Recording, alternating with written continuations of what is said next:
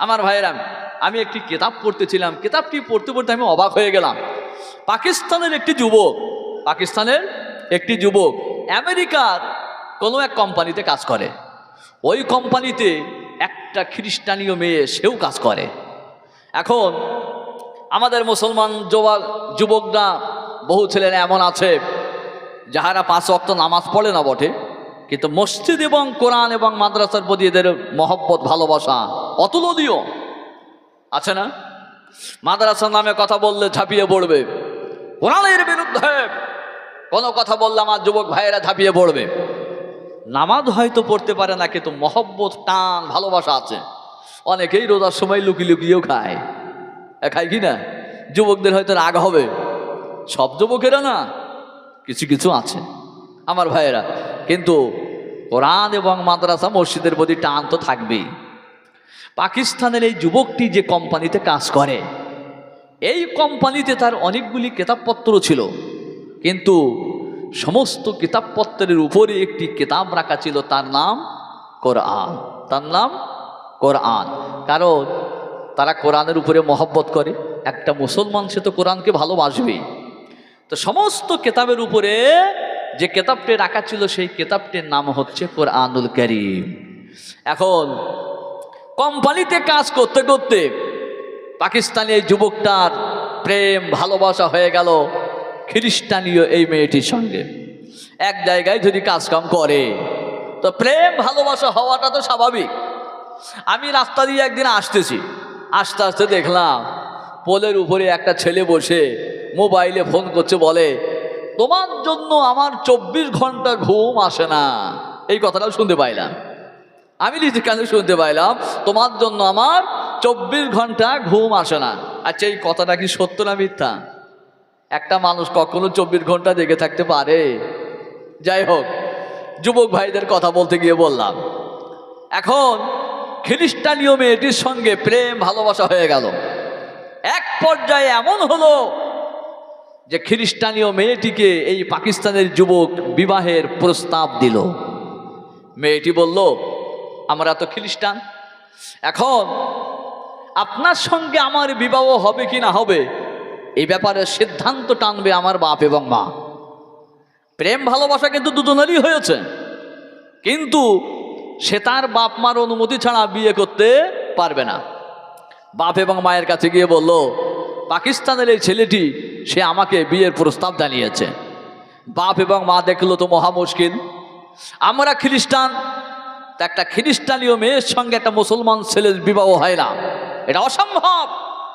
কিন্তু প্রেম ভালোবাসা যখন হয়ে গেল, নাও তো করা যাচ্ছে না, তবে এমন কিছু শর্ত করতে হবে যে শর্তগুলো সে মানতে পারবে না। খ্রিস্টানীয় মেয়েটির বাপ মা বললাম, পাকিস্তানি ওই ছেলের সঙ্গে, ওই যুবকের সঙ্গে তোমার বিবাহ দেওয়া হবে, কিন্তু 3টি শর্ত আছে। এই 3টি শর্ত তুমি তাহারে করবা। যদি এই 3টি শর্ত সে মানতে পারে, অবশ্যই তোমার বিবাহ তার সঙ্গে দিয়ে দেওয়া হবে। প্রথম নম্বরের শর্ত, ওই পাকিস্তানি যুবককে বলে দিতে হবে সে যতদিন এখানে থাকবে, তার মানে তার জীবদ্দশায় কখনো নিজের দেশে যেতে পারবে না, আত্মীয় স্বজনের সঙ্গে কোনো সম্পর্ক রাখতে পারবে না। দ্বিতীয় শর্ত হলো, পাকিস্তানি যুবককে জানিয়ে দিও সে আমাদের দেশে থেকে এখানে এসে ঘর বাড়ি বানাবে, তার নিজের দেশে কোনো ঘর বাড়ি বানাইতে পারবে না। আর 3 নম্বর শর্ত হলো, ওই ছেলেটিকে জানিয়ে দিবে সে যদি তোমার সঙ্গে বিবাহ করতে চায়, তাহলে আমরা যেমন সপ্তাহে 1 দিন করে গির্জায় গিয়ে ইবাদত করে, আমাদের সঙ্গেও 1 দিন গিয়ে গির্জায় ইবাদত করতে হবে। কয়টা শর্ত করলো? 3টা। আচ্ছা, এই 3টা শর্ত যদি সে মেনে নেয়, তো সে কি আর মুসলমান থাকবে? এখন পাকিস্তানি এই যুবক, সে এক পর্যায়ে এমন জায়গায় পৌঁছে গেল, সে বিবাহ করতে রাজি হয়ে গেল, শর্তগুলো মেনেও নিল। সে বলল, যত প্রকারের শর্ত হোক আমি মানতে রাজি, কিন্তু আমি তোমাকে চাই, তুমি ছাড়া দুনিয়াতে আমি বাঁচতে পারবো না। আমার ভাইরা, কেতাবের কথা বলছি আমি, আমার বাপের ডায়েরির কথা বলছি না, কেতাবে পড়েছি আমি, তাই বলছি। আমার ভাইয়েরা, এবারে পাকিস্তানি যুবকের সঙ্গে বিবাহ হয়ে গেল, শর্ত মেনে নিলাম। আর কেতাবের মধ্যে লেখা আছে পাকিস্তানের যুবকটি যখন তার নিজের বাসা থেকে কোম্পানির কাজে চলে যেত, বেরিয়ে যেত, প্রতিদিন সকালবেলাতে যখন কোরআনের দিকে তার খেয়াল পড়তো, কোরআন তাকে স্মরণ করে দিত, হে যুবক, তুমি একটি খ্রিস্টানীয় মেয়ের প্রেমে পড়ে ইসলামকে ভুলে গেছো, কোরআনকে ভুলে গেছো, আল্লাহকে ভুলে গেছো। এই কথাটা প্রত্যেক দিন পাকিস্তানি যুবকের মনে তার স্মরণ এসে যায়, কোরআনের দিকে যখন তার নজর পড়ে যায়। আমার ভাইয়েরা, এমন একটা দিন এলো, এবারে যুবক কাজে বেরিয়ে গেল। যুবকের বিবি, তার মানে খ্রিস্টানীয় মেয়েটি, বাড়ির সমস্ত জিনিসগুলো পরিষ্কার করছে। পরিষ্কার করতে করতে নোংরা জিনিসগুলো বাইরে ফেলে দিতেছে, পুকুরে ফেলে দিতেছে। এক পর্যায়ে পরিষ্কার করতে করতে সকল কিতাবের উপরে যে কিতাবটি রাখা আছে, ওই কিতাবের উপরে তার হাত পড়ে গেছে। কিতাবটি যখন দেখতে পেল, তখন তার মনে পড়ে গেল, এই কিতাবটি আমি কোনো দিন পড়ি নাই। যেহেতু আমি খ্রিস্টান, সে তো কোরআন পড়বে না, কোরআন তো আমি পড়িলাম। আর আমার স্বামী, তাহাকেও কোনোদিন আমি কোরআন পড়তে দেখি নাই। এই জন্যই বেকার কেতাবটারে রেখে দেওয়া যাবে না, বরং বেকার কেতাবটারে নিয়ে ওই ময়লা কাগজের সঙ্গে সেটাকেও পুকুরে ফেলে দিতে হবে। তাই করা হলো, পুকুরে ফেলে দেওয়া হলো। যুবক যখন বাসায় এলো, বাসায় আসবার পর তার নজর পড়ে গেল কোরআনের দিকে, দেখতে পেল কোরআন নাই, বাড়িটা একেবারে পরিষ্কার পরিচ্ছন্ন হয়ে আছে। বিবেকে জিজ্ঞাসা করলো, বেবি, এই সকল কিতাবের উপরে যে কিতাবটি রাখা ছিল, ওই কিতাবটি কোথায়? বিবাহ হয়তো করেছে খ্রিস্টানীয় মেয়েকে, এ তো মহব্বত আছে কোরআনের উপরে। আমি আগেই বলেছি, আমার যুবকেরা নামাজ হয়তো পড়ে না, রোজায়ও হয়তো ফাঁকি মারে, কিন্তু কোরআনের উপরে, মসজিদের উপরে, মাদ্রাসার উপরে মহব্বত আছে। যুবক বিবিরে বলল, সেই কিতাবটি কোথায়? বিবি অবাক হয়ে গেল, অবাক হয়ে বলল, কেন?